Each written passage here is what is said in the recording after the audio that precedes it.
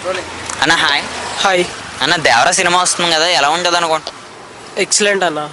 NTR acting అయితే ఇరగా తీసేసాడు. Double action కదా, so కొన్ని మేజర్ సీక్వెన్సెస్ ఉన్నాయి.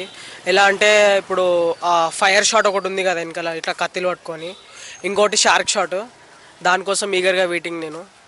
అండ్ ఇంకోటి మేజర్ ప్లస్ ఏంటంటే మూవీకి అనిరుద్ధ్ బీజిఎం అనేది, ఆ రెడ్ సీ బీజిఎం ఏదైతే ఉందో అసలుకి మెంటల్ ఎక్కిస్తుంది బీజిఎం.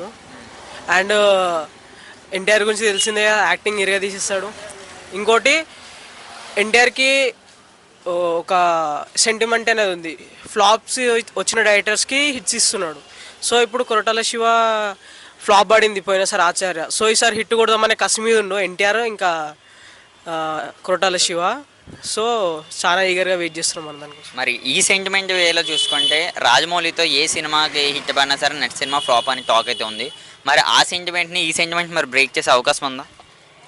ఉందన్న. ఎందుకంటే ఇప్పుడు మనం లాస్ట్ 6 ఫిలిమ్స్ ఎన్టీఆర్ చూసుకుంటే ప్రతి ఒక్కటి కంటెంట్ బేస్డ్ మూవీస్ ఉన్నాయి. అంటే 6 హిట్స్ లైన్గా కొట్టాడు ఎన్టీఆర్. సో ఏంటంటే స్క్రిప్ట్ సెలెక్షన్ అనేది చాలా స్ట్రాంగ్ ఉంది ఎన్టీఆర్ది. సో నేను సెంటిమెంట్ బ్రేక్ చేస్తుందని అనుకుంటున్నాను. ఓకే, టికెట్స్ దొరకట్లేదు అంటున్నారు, మరి ఏమంటారు? టికెట్స్ కష్టం అన్న ఫస్ట్ డే, ఎందుకంటే 1 AM 4 AM ఇంకా 8 AM షోస్ పడుతున్నాయి. అండ్ ఇంకోటి 1 AM షోస్కి ప్రైస్ 2000 అంటున్నారు. సో చాలా కష్టం ఫస్ట్ డే దొరకడం. 23rd బుకింగ్స్ ఓపెన్ అయితే అన్నారు. సో చూడాలి మరి ఏమవుతుందో. ఈసారి బాక్స్ ఆఫీస్ కొడుతుంది అన్న, గట్టిగానే కొడుతుంది. చాలా ఈగర్ ఇప్పుడు, ఎందుకంటే యూఎస్లో ఆల్రెడీ బుకింగ్స్ ఓపెన్ అయిపోయి 1.5 మిలియన్ గ్రాస్ అయింది.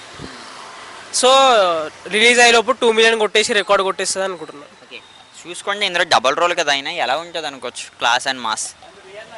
అంటే నేను ఫాదర్ అండ్ సన్ డ్యూ అనుకుంటున్నాను, కానీ తెలీదు. డబల్ రోల్స్ ఆల్రెడీ మనం ట్రిపుల్ రోల్ చూసాం జైలవకుశలో ఎన్టీఆర్ ఎలా చేశాడో. సో ఈగర్గా వెయిటింగ్ దానికోసం. Thank you. Thank you.